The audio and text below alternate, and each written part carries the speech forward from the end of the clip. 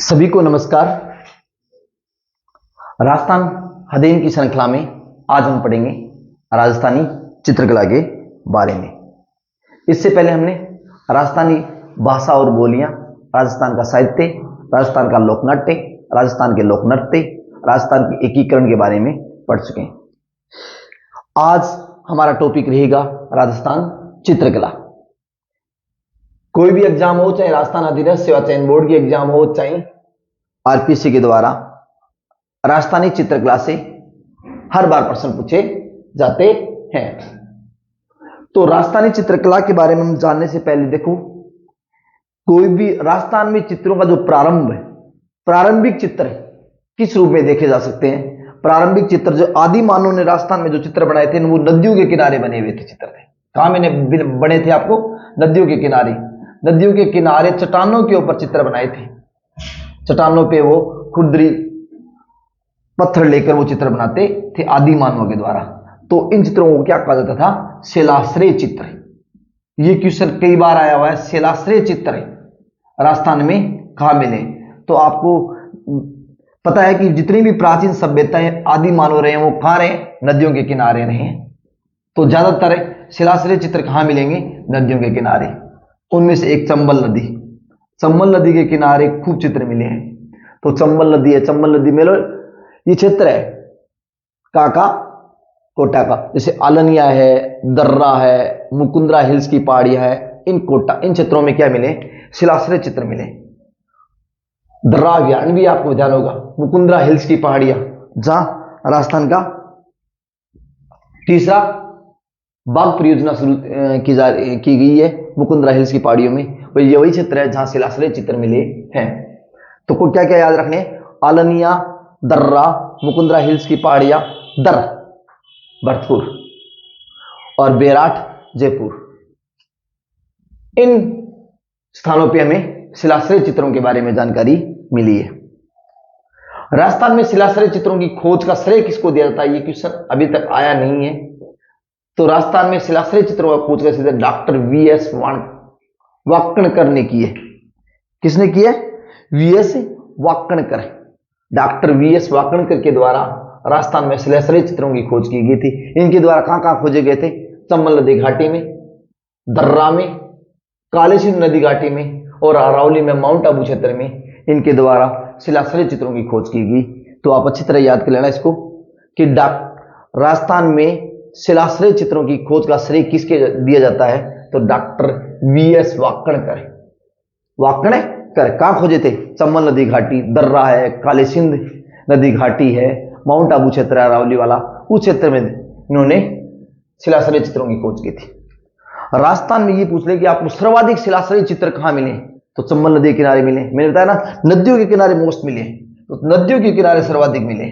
और नदियों में मुख्यतः किस नदी के किनारे ज्यादा मिले हैं? चंबल नदी के किनारे मिले।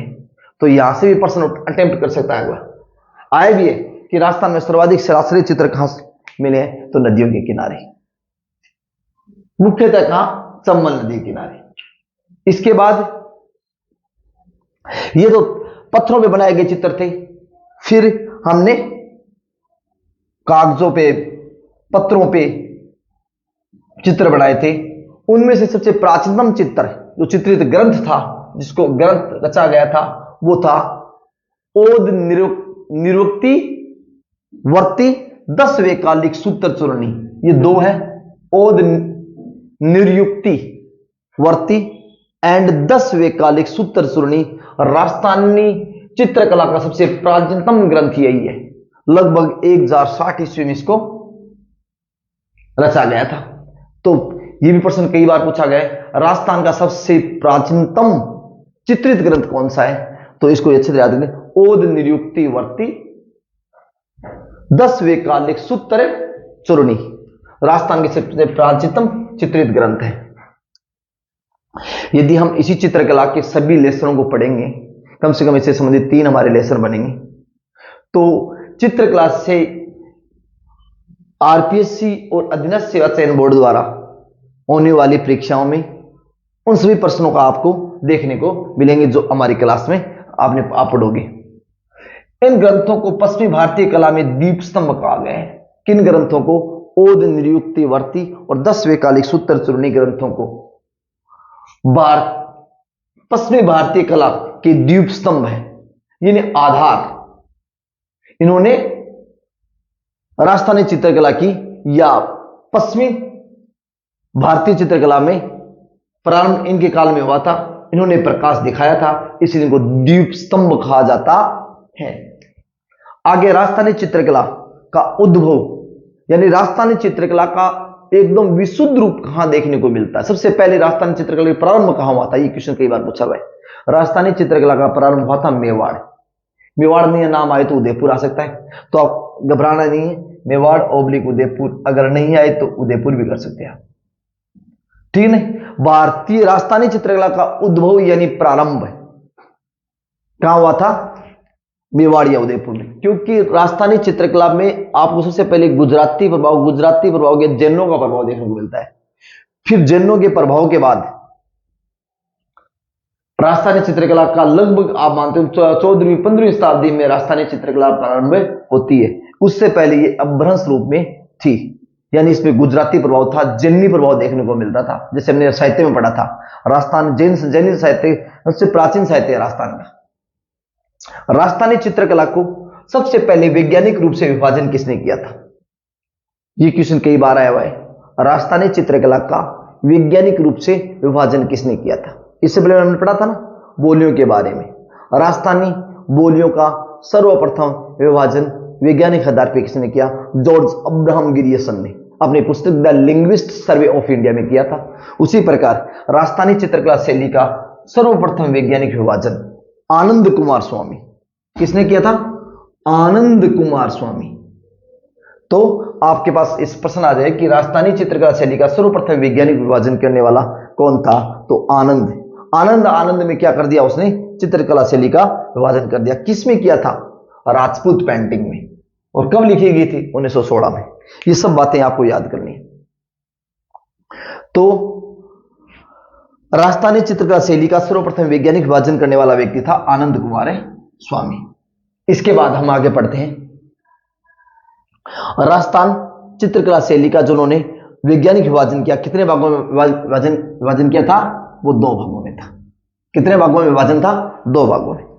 राजस्थानी चित्रकला शैली कांगड़ा ओब्लिक पहाड़ी चित्रकला शैली, ये आनंद कुमार स्वामी ने अपनी पुस्तक राजपूत पेंटिंग में इसका वर्णन किया था। कितनी शैलियों बांटी थी? 2 शैलियां, राजस्थानी चित्रकला शैली और कांगड़ा ओब्लिक पहाड़ी चित्रकला शैली। नोट, ये जो 3% जो आगे मैं बता रहा हूं, ये आरबीएससी की किताब में दिए हुए हैं। और जब राजस्थान अधीनस्थ सेवा चयन बोर्ड हो चाहे आरपीएससी हो, उनमें जो प्रश्न बनाने वाला व्यक्ति होता है ना, उसकी नजर इन किताबों में जरूर पड़ती है। इसलिए उसके कंटेंट, मेरे कंटेंट में एनसीईआरटी और आरबीएससी जो पाठ्य पुस्तक हैं उनका मटेरियल समावेश पूरा होगा। साथ में हिंदी ग्रंथ अकादमी की किताबों को लेकर भी आरपीएससी और अधीनस्थ सेवा चयन बोर्ड द्वारा पेपर बनाए जाते हैं। तो उन सभी बुक्सों का समावेश किया जाता है हमारी क्लास में। तो ये क्वेश्चन वहां उठाया हुआ है कि राजपूत पेंटिंग, राजस्थानी चित्रकला को राजपूत पेंटिंग किसने कहा था? तो राजस्थानी चित्रकला राजपूत पेंटिंग कहा था, एक तो नाम याद करना, आनंद कुमार स्वामी, ओसी गांगुली और हेवेन।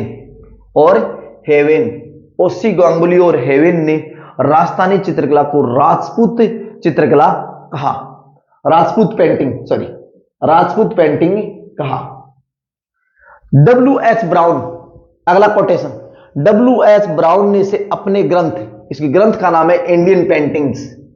क्या नाम है? इंडियन पेंटिंग्स में इस प्रदेश की चित्रकला को राजपूत चित्रकला का नाम। देखो, राजपूत चित्रकला, यहां पेंटिंग है नाम और यहां चित्रकला है, बस इतना फर्क है। वहां ये नाम आ जाए कि राजपूत चित्रकला किसने कहा, तो ऊपर वाले नाम आ जाए आनंद कुमार स्वामी, ओसी गांगुली, हेवेन, W.H. ब्राउन। तो आपको उत्तर क्या आना चाहिए? W.H. ब्राउन। तो W.H. ब्राउन अपने ग्रंथ इंडियन पेंटिंग्स में इस प्रदेश की चित्रकला को राजपूत चित्रकला कहा। W.H. ब्राउन। एक नाम और आया हुआ है, राय कृष्णदास ने राजस्थानी चित्रकला कहा इस प्रदेश की चित्रकला को। इसने नाम दिया था राजस्थानी, राय कृष्णदास ने। तो राजस्थानी चित्रकला की, राजस्थानी चित्रकला का शब्द प्रयोग किसने किया था, किसने कहा था? राय कृष्णदास। राय कृष्णदास ने यह बात कही थी। विशुद्ध रूप से राजस्थानी चित्रकला का, मैंने बताया था ना, विशुद्ध रूप से राजस्थानी चित्रकला, क्योंकि राजस्थानी चित्रकला का प्रभाव था गुजरात का, गुजराती प्रभाव देखने को मिलता था। इसके बाद में जैनी प्रभाव भी आने लगा, जैनों के कारण। विशुद्ध रूप से राजस्थानी चित्रकला का जो उद्भव था वो 15वीं शताब्दी में हुआ था और सर्वप्रथम मेवाड़ में हुआ था। और राजस्थानी चित्रकला का स्वर्ण काल, golden time of Rajasthani painting, तो इसका क्या होगा? 17वीं और 18वीं शताब्दी। 17वीं और 18वीं शताब्दी के काल को राजस्थानी चित्रकला का स्वर्ण काल कहा जाता है, golden time of A Rajasthan paintings. तो 17वीं और 18वीं शताब्दी को। अब राजस्थानी चित्रकला की शैली का वर्गीकरण, सुनो मेरी बात। अब तक हमने जो पढ़ा है ना, वो राजस्थानी चित्रकला की प्रारंभिक चित्रकला, सबसे पहला रचा गया चित्रित ग्रंथ, और राजस्थानी चित्रकला को किस किन विद्वानों ने क्या क्या कहा इनके बारे में। इसके बाद हम पढ़ेंगे राजस्थानी चित्रकला की शैलियां। राजस्थानी चित्रकला की शैलियां पढ़ते हैं ना, तो राजस्थानी शैलियां बोल दे, कई बार स्कूल नाम आ जाता है, तो एक ही बात है, कोई दिक्कत नहीं है। तो शैलियों में कौन कौन सी शैलियां आ रही हैं वो आपको अच्छी तरह याद करनी है, क्योंकि वहां पूछ लेंगे आलड़िया शैली किस स्कूल का, किस राजस्थानी स्कूल का हिस्सा है, तो चित्रकला का स्कूल का हिस्सा है। तो आपको अगर ये शैलियां आगे ना, चावंड शैली ये किसके अंदर आती है? मेवाड़ शैली जैसे। तो अपने यहाँ कौन कौन से स्कूल है? मेवाड़ स्कूल है, मारवाड़ स्कूल है, मेवाड़ के बाद Marwar school, Dhundhar school, Hadoti school, ये 4 स्कूल हैं। इन 4 स्कूलों के आधार पे हम राजस्थानी चित्रकला शैलियों का वर्गीकरण करेंगे। पहले मेवाड़ शैली। मेवाड़ शैली के अंतर्गत आती कौन कौन सी शैलियां हैं, या मेवाड़ स्कूल में कौन कौन सी शैलियां आती हैं? तो मेवाड़ में उदयपुर आ जाता है, उदयपुर मेवाड़ में पड़ता है। चावंड भी मेवाड़ में पड़ता है। चावंड वह स्थान था जहां महाराणा प्रताप का राज्याभिषेक हुआ था। नाथद्वारा भी राजसमंद ये मेवाड़ का क्षेत्र ही था। तो नाथद्वारा शैली होगी। देवगढ़ शैली, देवगढ़ शैली भी कहाँ की थी? ये भी मेवाड़ की शैली थी। तो आपको याद करनी है सब शैली। देखो, चावंड शैली है, उदयपुर शैली है, नाथद्वारा शैली है, देवगढ़ शैली, सभी को पता ही है। लेकिन सावर शैली किसकी है ये आज तक आया नहीं है, क्योंकि ये जो नाम दे रखा है सावर शैली, ये राजस्थान बोर्ड RBSE की जो राजस्थान अध्ययन की किताब आती है उसमें ये शब्द दिया हुआ सावर शैली। तो सावर शैली है, शाहपुरा शैली और बनेड़ा शैली। ये बनेड़ा शैली, आपने बनेड़ा दुर्ग भी पढ़ा होगा भीलवाड़ा में, तो इसी प्रकार ये बनेड़ा शैली है। बनेड़ा शैली, शाहपुरा शैली और सावर शैली ये राजस्थानी चित्रकला की स्कूल शैली है। इसके बाद है मारवाड़ शैली। मारवाड़ शैली के अंतर्गत कौन कौन सी आती है? जोधपुर आता है, जोधपुर याद करना आप। मारवाड़ शैली सबको पता है, जोधपुर आएगा, जोधपुर के इधर जैसलमेर भी आ जाएगा।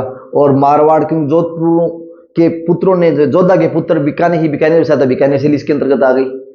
नागौर भी इनके अधीन था, तो नागौर आ गई। नागौर थोड़ा आगे चलते हैं तो अजमेर भी, मतलब अजमेरी शैली भी मारवाड़ शैली की, मारवाड़ स्कूल का ही पार्ट है। याद करना, अजमेर शैली मारवाड़ स्कूल के अंतर्गत आती है। तो अजमेर शैली आ गई। इसके बाद में किशनगढ़ शैली, जिसका बनी ठनी चित्रित है।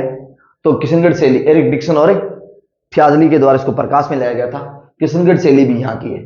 और सिरोही शैली भी मारवाड़ शैली की उपशैली है।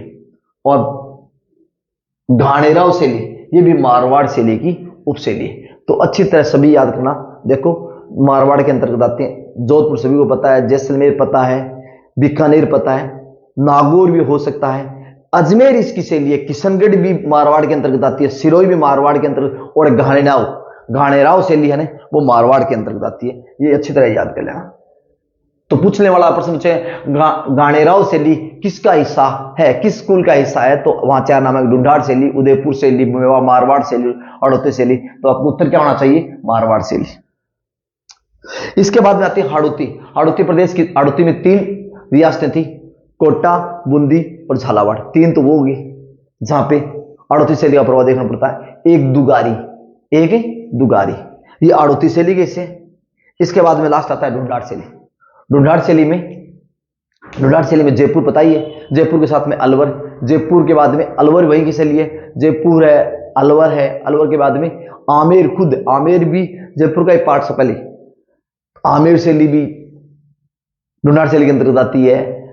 शेखावाटी शैली भी ढूंढाड़ शैली के अंतर्गत आती है। एक लास्ट उनियारा शैली इसके अंतर्गत आती है। इंपॉर्टेंट, एक बार ये प्रश्न पूछा गया था, उनियारा शैली किस कुल का हिस्सा है, तो उनियारा शैली ढूंढाड़ शैली का हिस्सा है, इसलिए मैं कह रहा हूं। और एक इसरदा शैली, इसरदा बांध है ना सवाईमाधोपुर में, वही इसरदा भी जयपुर रियासत के सवाईमाधोपुर किसने बताया था, सवाईमाधो सिंह ने बसाया था, इसलिए ये और ढूंढाड़ शैली के अंतर्गत आता है।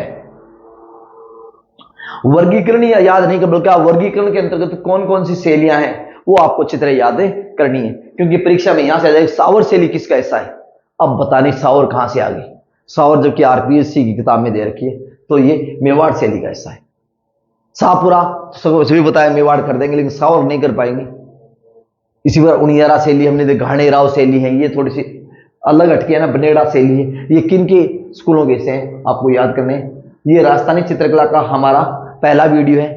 अब राजस्थानी चित्रकला में हमारी मेवाड़ शैली, मारवाड़ शैली, आड़ोती शैली और ढूंढाड़ शैली के बारे में विस्तृत रूप से हम पढ़ेंगे। यदि आपको मेरा द्वारा पढ़ाया गया सामग्री या कंटेंट समझ में आ रहा है तो मेरे चैनल को सब्सक्राइब करें, लाइक करें और अधिक से अधिक लोगों को शेयर करें, ताकि आरपीएससी था राजस्थान अधीनस्थ सेवा चयन बोर्ड द्वारा होने वाली परीक्षाओं में भी वो अपना सिलेक्शन दिला सकें। धन्यवाद सभी को, थैंक यू।